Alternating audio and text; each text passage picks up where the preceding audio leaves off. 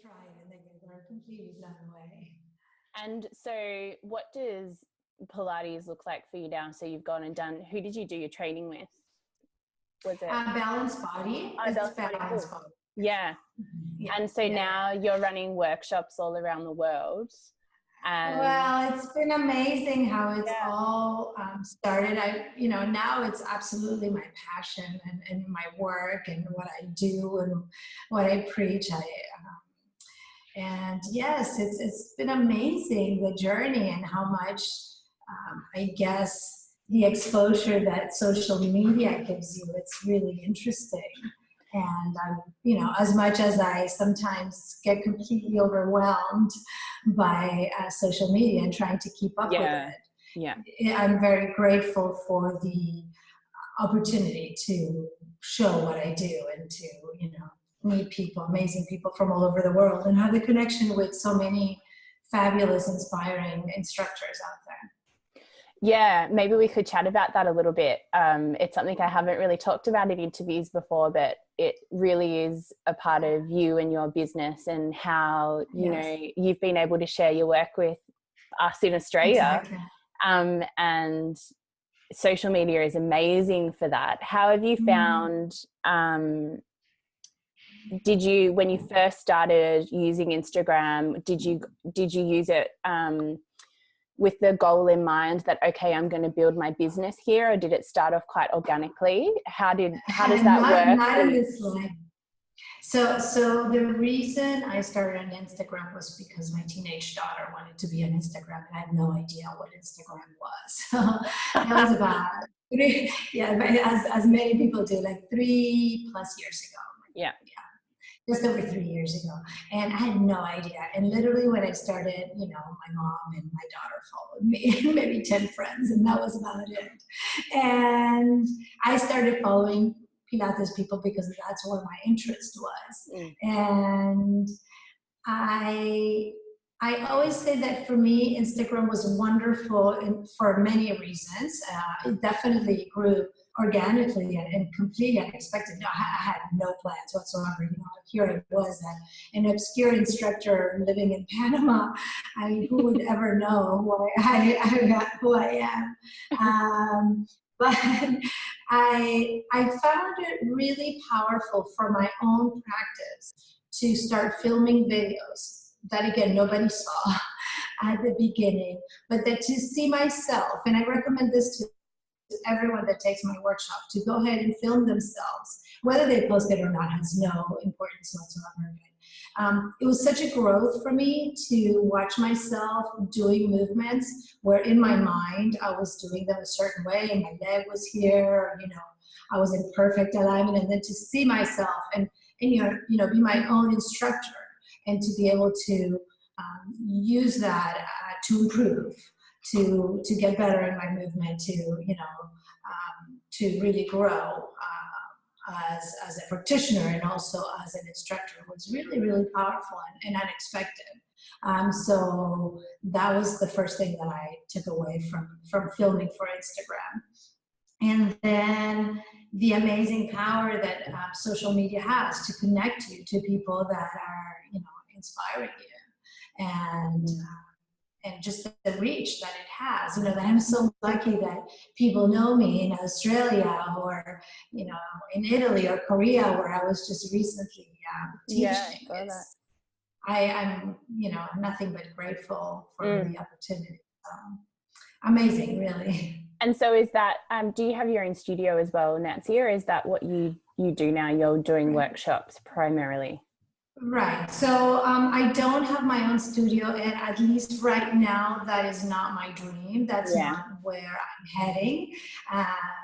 I teach at several studios, and I love the travel. I love the workshops. I love the meeting people. For me, it's all about the relationships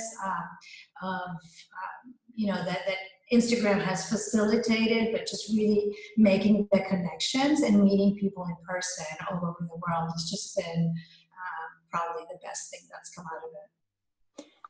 Yeah, that's really funny you say that, because for me, just connecting to people on a really human level, and for that to be through movement, which I grew up with. That's exactly it. Yeah, that's become my strongest why. It hasn't become necessarily, it started off as a love of Pilates. That was my big teaching why, and seeing the work in my own body and on people's body. And now it's kind of moved to this more human element. Absolutely. And that's exactly where I'm at. And it's right. exactly what it's about for me. It's about, especially this incredible opportunity to go out into the world and meet people, just to have the opportunity of someone, let's say, as I say, I was just in Korea, for people in Korea that like my work and that, want to connect with me. And I'm just so thrilled that I can do that. It's amazing. And I'm very grateful for that. Yeah, it's a beautiful thing.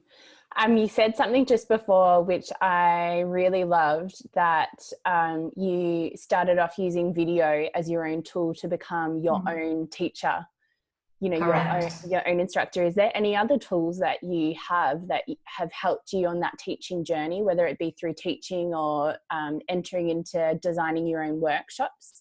Are there other tools that you use on a consistent basis that help definitely all those things that you mentioned, being constantly open to learning, I think, is like the number one thing.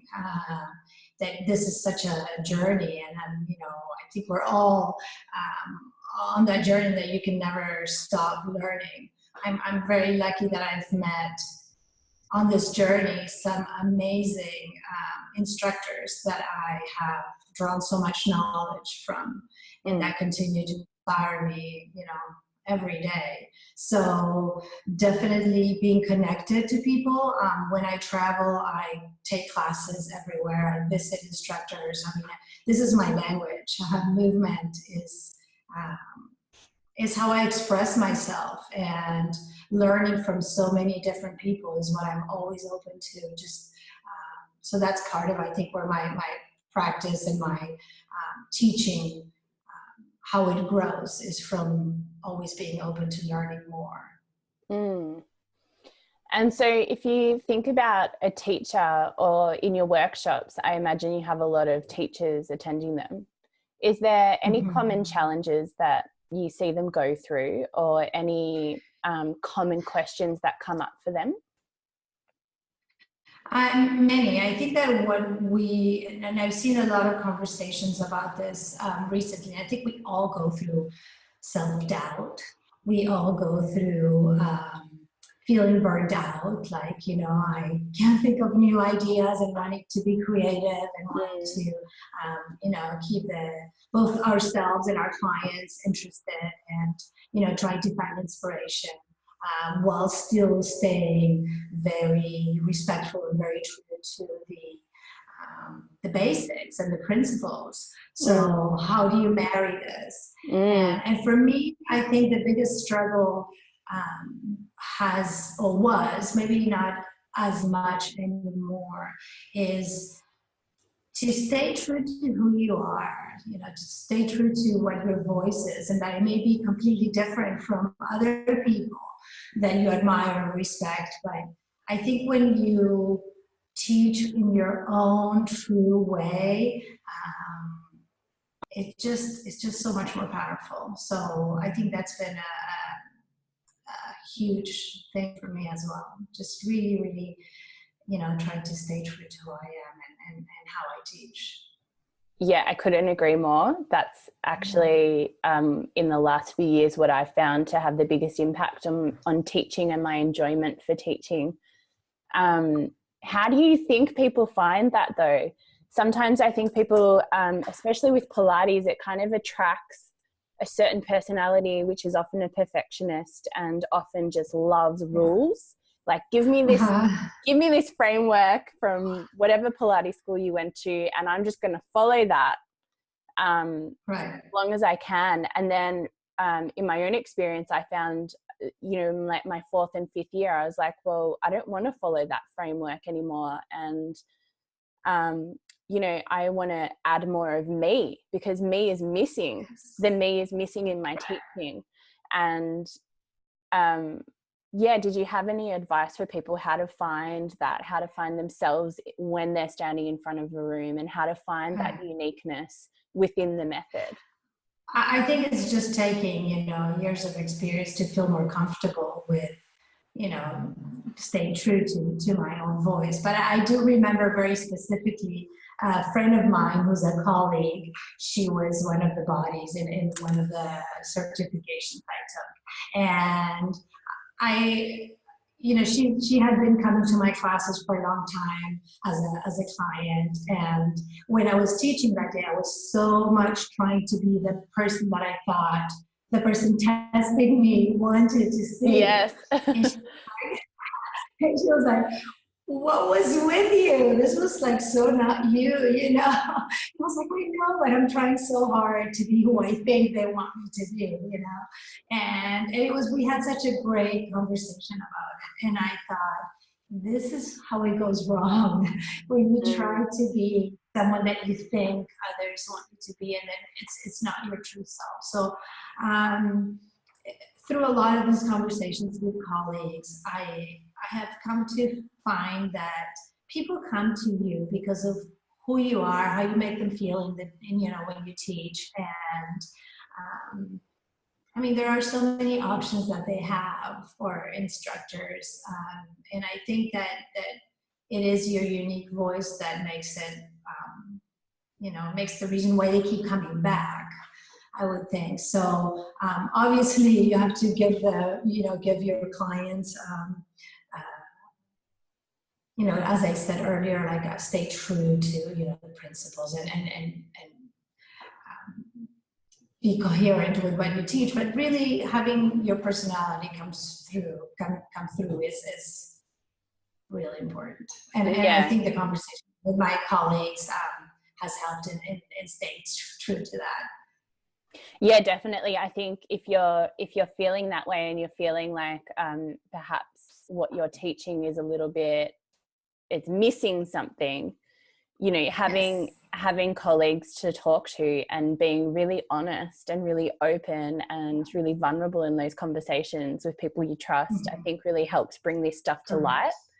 And if you don't have colleagues like that, you can journal about how you're feeling about teaching, and there's a whole range of kind of other personal development things you can do. But I think the first step is find your community and find your people.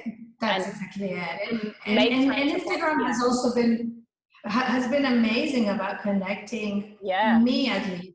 I think most of us feel that way, that has connected an amazing community, is super supportive. And I would say almost all the time I find that people are super supportive in the community. It's very few cases that are, not that case.